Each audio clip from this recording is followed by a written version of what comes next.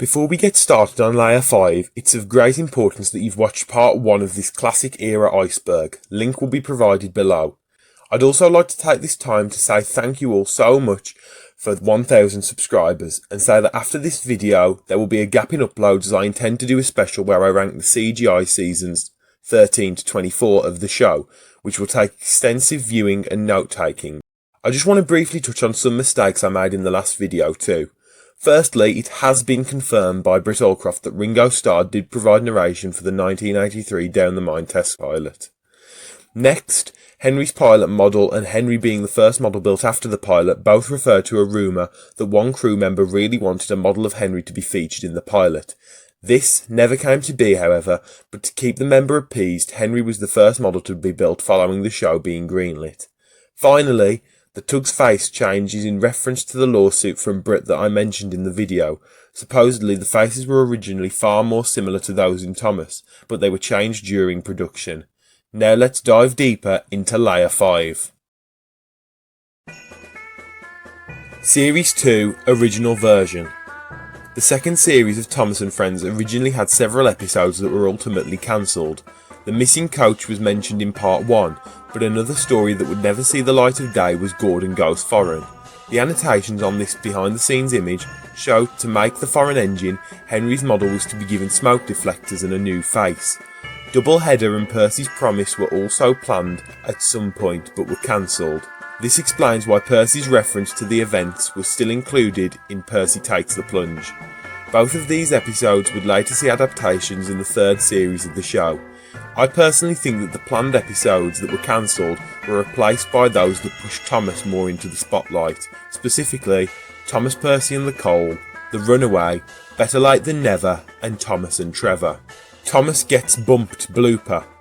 Apparently the accident in Thomas Gets Bumped was so difficult to perfect that it had to be reshot some 15 times. James's model damaged during Thomas and the Magic Railroad. This one is pretty self-explanatory. During filming of Thomas and the Magic Railroad, James's model was accidentally run off the smelter's yard set. This resulted in the model suffering extensive damage. Most of this was able to be rectified, but some large scratches did remain visible. Peter, Sam and the roller coaster. Similarly to Percy's windmill from part 1, storyboards for Series 7 show that the episode that would become Rheneas and the roller coaster was to originally feature Peter Sam as the main protagonist. This was most likely changed to give Rheneas a spotlight episode in the series, since Peter Sam already had one in the form of the Refreshment Lady's Tea Shop. Elderly Thomas face. This infamous face mask was sculpted as a joke during the 4th series. The face depicted a wrinkled and semi-toothless Thomas and was played as a trick on David Mitten that apparently left him on the floor laughing. Due to its somewhat creepy nature, this face made its way into infamy in the Thomas fandom as the face used on the Ghost Train, Timothy.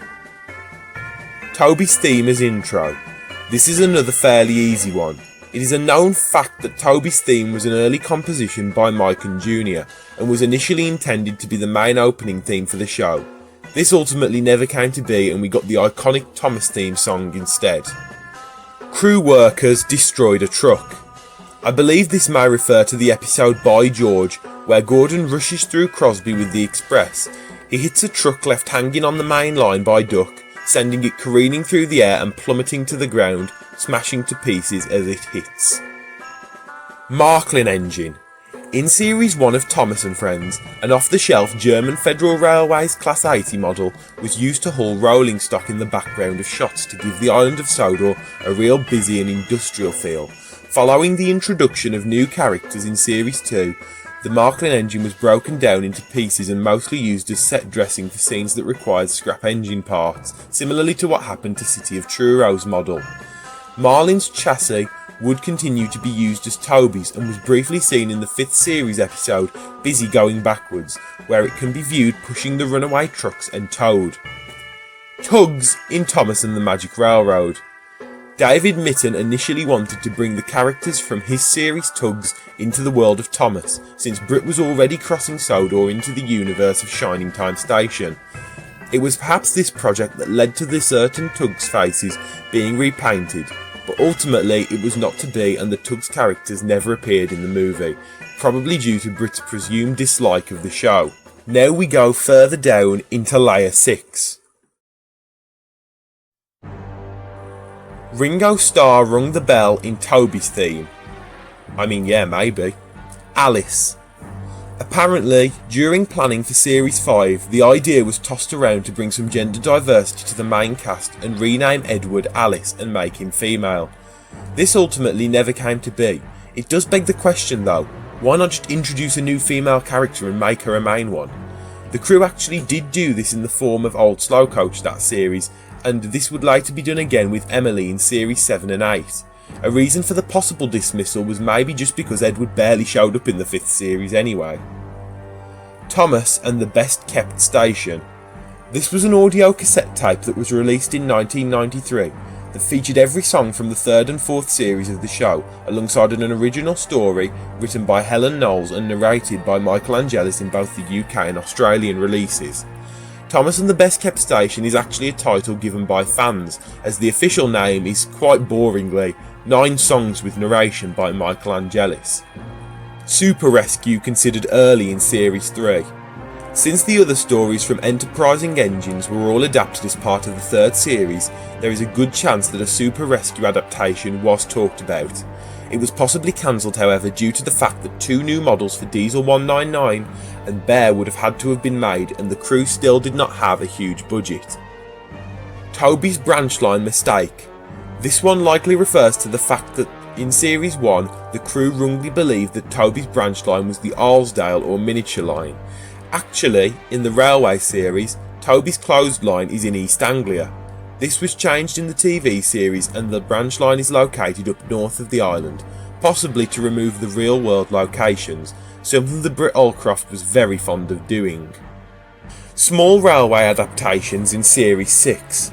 There is a possibility that during production of the 6th series of Thomas and Friends there was an idea to introduce the Arlesdale railway engines and adapt stories from the 22nd book of the Railway series, Small Railway Engines, and possibly even ones from Jock the New Engine. This, however, sadly never came to be, probably because of the ever widening gap between the show and the books and also the difficulty of making such small models. However, it has been noted that the episode Faulty Whistles is a very similar story to Mike's Whistle, only with characters and occurrences swapped out. Now we head even further downward to layer 7. Diesel 10's broken buffer. I personally don't think that this should be on the Iceberg, or if it's going to be, it shouldn't be down this low in layer 7, but at some point during storage or shipping, one of the buffers from Diesel 10's model was broken off. Thomas and the Evil Diesel in Series 2. Since a model for Diesel was made for Series 2, there's a possibility that the Railway series standalone book by Christopher Awdry was possibly intended to be adapted. The book was actually commissioned by the TV crew and was published the same year as the 2nd series' release. The plot point from the book of Diesel being the only engine available was used in the 3rd and 6th series episodes Diesel Does It Again and The World's Strongest Engine respectively. Ghosts in Series 5. I think that this refers to the clip from the 5th series episode James and the Trouble with Trees, where Thomas's driver's head moves by itself. An explanation for this, more likely than ghosts, is that the head wasn't secured properly and was turned by its heaviest point due to gravity. Thomas and the Hurricane in Series 3. This one is similar to the Evil Diesel entry, however this one to me at least seems less likely as the book wasn't published until after the series started airing, on the day before the premiere of the episode Time for Trouble.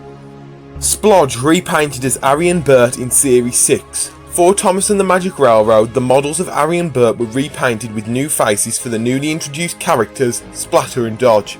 Likely, after the failure of Magic Railroad, it was decided that the engine characters would not appear in the show, and so the models for Splodge were reverted back into Arian Burt for the 6th series. Finally, we plummet to the last layer, number 8. John Lennon was asked if he wants to narrate the show. Apparently, Britt Allcroft originally wanted famous musician and former Beatles member John Lennon to narrate her adaptation of the Railway series. She possibly even asked him, but plans were changed when John Lennon was tragically assassinated in 1980. Following this, but decided that the former Beatles drummer Ringo Starr would be the narrator. Railway Series Thomas in the TV series.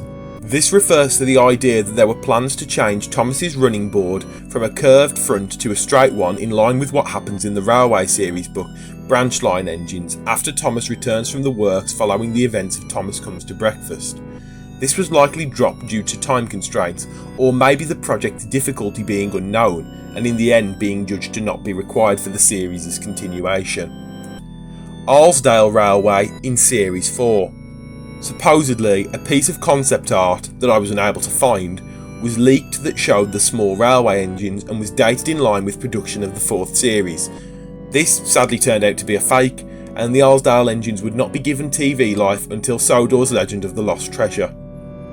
Thomas's train considered as the pilot. I guess he could have been, but Down the Mine is a more technically impressive story with its accident, which is why I guess it was made instead of Thomas's train, which I find to be a fairly dull episode.